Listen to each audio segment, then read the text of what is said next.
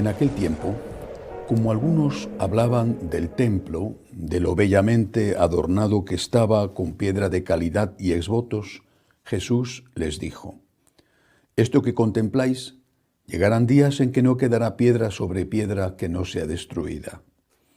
Ellos le preguntaron: Maestro, ¿cuándo va a ser eso? ¿Cuál será la señal de que todo esto está para suceder? Él dijo: mirad que nadie os engañe, porque muchos vendrán en mi nombre diciendo yo soy, o bien está llegando el tiempo, no vayáis tras ellos. Cuando oigáis noticias de guerras y de revoluciones, no tengáis pánico, porque es necesario que eso ocurra primero, pero el fin no será enseguida. Entonces les decía: se alzará pueblo contra pueblo y reino contra reino, habrá grandes terremotos y en diversos países hambres y pestes. Habrá también fenómenos espantosos y grandes signos en el cielo. Pero antes de todo eso, os echarán mano, os perseguirán, entregándoos a las sinagogas y a las cárceles, y haciéndoos comparecer ante reyes y gobernadores por causa de mi nombre. Esto os servirá de ocasión para dar testimonio. Por ello, meteos bien en la cabeza que no tenéis que preparar vuestra defensa, porque yo os daré palabras y sabiduría a las que no podrá hacer frente ni contradecir ningún adversario vuestro. Y hasta vuestros padres y parientes y hermanos y amigos os entregarán, y matarán a algunos de vosotros, y todos os odiarán por causa de mi nombre. Pero ni un cabello de vuestra cabeza perecerá. Con vuestra perseverancia salvaréis vuestras almas. Palabra del Señor. Gloria a ti, Señor Jesús.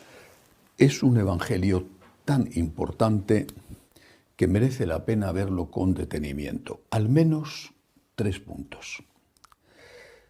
Primero, el fin del mundo. La segunda venida de Cristo.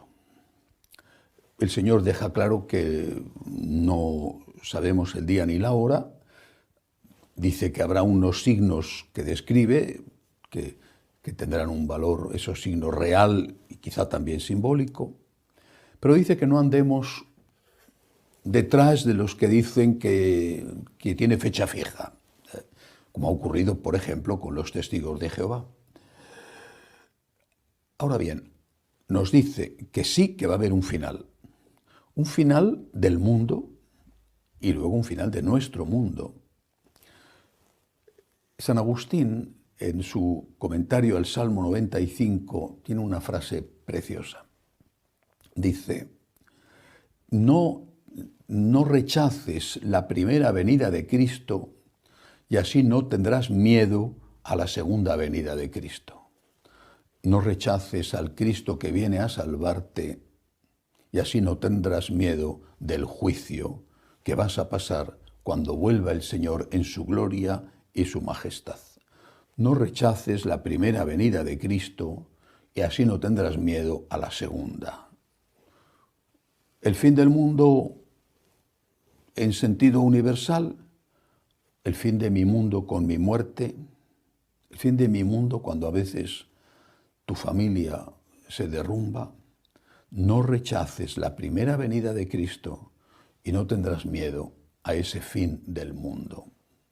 ¿Cuándo no rechazo la primera venida? Cuando acepto al Señor como mi Dios, como mi Salvador, cuando acepto sus enseñanzas y cuando pido perdón por mis pecados. Mientras que rechazo esa primera venida cuando niego la divinidad de Jesús, cuando digo que sus enseñanzas están ya caducadas o cuando, cometiendo pecados, no tengo la humildad de pedir perdón.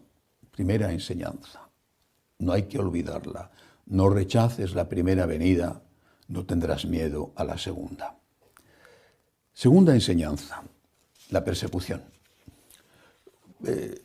Hace ya unos cuantos años hubo una beatificación muy numerosa en España de mártires de la guerra civil. Y el que era entonces el prefecto de la Congregación para la Causa de los Santos vino a hacer esa multitudinaria beatificación. Y en la homilía él dijo que le había llamado la atención que había habido tantos mártires en España, matados por los comunistas y los socialistas, pero que no había habido prácticamente, quizá incluso, ninguna defección, ninguna traición. Morían torturados, pero no traicionaban a Cristo. Que le había llamado mucho la atención porque no era normal. Incluso entre los primeros cristianos había muchos que traicionaban al Señor. Ahí está el problema de lo que se llamaban los relapsos, problema con el que se tiene que enfrentar San Cipriano y también después San Agustín. En España no ocurrió. No, si ocurrió fue algún caso aislado. Murieron mártires. El cardenal, que era el cardenal Amato, decía, me ha impresionado esto y he investigado por qué, a qué se debió. Y decía, durante años, cuando hay la Primera República y la primera persecución, la persecución en Asturias, que ahí vienen los primeros asesinatos crueles y terribles, no es la persecución del año 36, que es en el contexto de la Guerra Civil. Cuando hay la primera persecución, la Iglesia se pone en alerta. Esto que acaba de pasar va a volver a pasar. Hay que preparar a la gente. Y decía el cardenal, empieza a haber una preparación en los seminarios, a los sacerdotes, en los retiros espirituales, en la Acción Católica, que era el gran movimiento de la época, el movimiento laical de la época, en las homilías, empieza a haber una preparación. Puede ocurrirnos, ¿ha pasado? Nunca había ocurrido en España, desde la época romana. Bueno, quizá en el sur, la época de la conquista musulmana sí, ahí están, por ejemplo, los mártires de Córdoba, San Pelayo. Pero llevábamos siglos de paz. Ha pasado, puede volver a pasar. Tenemos que estar preparados. Decía el cardenal, la Iglesia preparó a su pueblo para enfrentarse con el martirio. Por eso, cuando llegó, fueron capaces de dar testimonio y de aceptar el martirio antes que traicionar a Cristo. Y ahí está la reflexión. ¿Estamos preparados? ¿Nos están preparando? ¿Estamos preparando? Yo creo que no. Yo creo que no. Por eso resulta sorprendente, a muchos les resulta sorprendente, y se sorprenden y lo expresan. Es que en mi trabajo, fíjate lo que han hecho, es que en mi familia me critican porque voy a misa. Es que usted tiene que saber que eso es lo normal. Que es que no es que eso sea una cosa que te tiene que sorprender, sino que eso es lo normal. ¿A ti te sorprende que el agua sea húmeda? ¿A ti te sorprende que el fuego queme? Pues no, el agua es húmeda y el fuego quema, muy bien. Y en el invierno hace frío y en el verano hace calor. Otra cosa es que te moleste, pero no te sorprende. Hace calor, que estamos en verano, ¿qué quiere usted? Es que hace frío, pues claro que estamos en invierno. ¿Qué quieres? Que en el invierno, por lo menos que en el hemisferio norte, estés en el invierno con un abanico y en el verano estés deseando meterte en la nevera. No, pues es lo normal. Es que esto no lo hemos asumido. Nos sorprende, nos escandaliza y es causa de crisis y causa de defecciones, causa de apostasía. Pues es lo normal que nos persigan. ¿Pero de quién somos seguidores? ¿De quién? ¿De el que fue entronizado en la Roma imperial con todos los honores y pompas? ¿O del que murió en una cruz? El Señor lo dice claramente hoy en el Evangelio. Es que os van a perseguir. Y dice una frase tan fuerte como esta. Todos os odiarán por mi causa. Odiarán. Todos os odiarán por mi causa. Todos. Todos. Y va desgranando algunos de esos que integran el todos. Dice, padres y parientes. Madre mía. Hermanos, amigos, os entregarán y matarán a algunos de vosotros. Todos, termina diciendo, os odiarán a causa de mi nombre. Pues es lo normal. ¿Se ríen de ti porque eres católico, porque vas a misa? Pues, oye, te lo digo sinceramente, bienvenido al club. Es que eres católico, ¿qué quieres? ¿Que el mundo te aplauda? ¿Porque quieres vivir la castidad o porque no quieres emborracharte o porque no quieres robar. Pues no, porque si el mundo está cada vez más corrompido, pues tú eres como la luz en medio de la noche. Y no hay nada peor, nada que moleste más al que vive en las tinieblas que la existencia de la luz, que aunque no diga nada, brilla por sí misma y pone al descubierto a los ojos de todos sus propias miserias y debilidades. Todos os odiarán por mi causa. Pues tienes que estar preparado y, bueno, pedirle a Dios ayuda, como hicieron los mártires, pedirle a Dios ayuda para que no nos falte el valor, la fuerza para ser testigos, pero no tiene que causarnos sorpresa en ningún ámbito. A mí me causa sorpresa que incluso dentro de la Iglesia haya persecución, pues causa dolor, sorpresa en el sentido de que no debería de ser. Pero al final es esto, todos os odiarán por mi causa, todos. ¿Cuántos problemas en las familias, por ejemplo? Porque uno es católico, los otros se ríen de él. Todos os odiarán por mi causa. No significa que te vaya a entregar tu marido al tribunal acusándote de que vas a misa, por lo menos de momento no, pero sí te ridiculiza, te zahiere, y pues es lo normal. Soy católico. Tenemos que estar preparados. Estamos preparando, por ejemplo, a nuestros niños, a nuestros adolescentes, para que hagan frente a ese bullying, a ese acoso, a esa ridiculización que experimentan en sus centros de estudio y no digamos después cuando entran en la universidad. Pues no es lo que estamos preparando. En realidad los padres no preparan a sus hijos para la vida real porque lo que se dedican es a superprotegerles en la mayoría de los casos. Con lo cual, cuando llega la hora de la verdad, no saben cómo defenderse ni cómo actuar, claudican. Tenemos que estar preparados, porque la persecución está aquí, ha estado siempre aquí, y solamente sabiendo que con Cristo vamos a vencer, seremos capaces de enfrentarnos a esas dificultades, a esa persecución. Una última cosa, dice Jesús, ha dicho, algunos os matarán, y luego añade, pero ni un cabello de vuestra cabeza perecerá. Pero vamos a ver.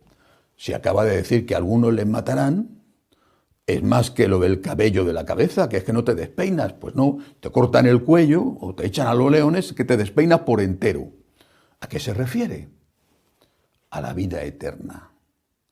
Por eso dice, ni un cabello de vuestra cabeza perecerá, con vuestra perseverancia salvaréis vuestras almas. El que persevere hasta el final se salvará. No debemos perder nunca de vista la existencia de la vida eterna. Hay vida eterna. Si aquel Ignacio de Antioquía, que ya anciano, quizá con 90 años, fue llevado desde Antioquía de Siria hasta Roma para ser echado a los leones, hubiera dicho, renuncio a mi fe, ¿qué hubiera conseguido? ¿Un año más de vida? Ya era muy mayor. 5 años más de vida, con achaques, con reuma, con quién sabe qué. ¿Merece la pena perder la vida eterna por eso? Y si consigues por traicionar a Cristo que te den un cargo mejor en tu empresa, y traicionar a Cristo verbalmente o traicionar a Cristo asumiendo corrupciones, ¿merece la pena por eso? ¿Merece la pena que te juegues la vida eterna? Ahí está una parte esencial del problema. Hemos dejado de creer en la vida eterna. Nuestros mayores creían en la vida eterna. Y sabían que esta vida siempre, aunque dure mucho, siempre dura poco. Aunque se te hagan eternos los días, miras para atrás y dices, pero ya tengo esta edad. Pero si nací ayer, pero ya tengo esta edad. Y miras para adelante y dices, según el calendario, aunque no sepa la fecha de caducidad como los productos que compras, según el calendario, me debe de quedar poco. ¿De verdad merece la pena jugarse la vida eterna y traicionar a Cristo por un plato de lentejas, por un poco más de dinero o de prestigio o de aplausos, un cargo, incluso un cargo eclesiástico? ¿De verdad merece la pena? Si tú eres capaz de ser fiel a Cristo, ni un cabello de tu cabeza se moverá, es decir, estarás protegido por el Señor para lo que de verdad vale. Quizá te corten el cuello, quizá te deshonren, quizá es posible, ha ocurrido, es posible que te ocurra a ti también. Pero lo importante de verdad es que el Señor saldrá fiador por ti cuando llegue la hora como ha prometido. El que se declare por mí delante de los hombres, yo me declararé por él delante de mi Padre del cielo. Resumiendo, aprovecha la primera venida de Cristo. Aprovecha las elecciones, vive como el Señor quiere y no tendrás miedo a la segunda venida.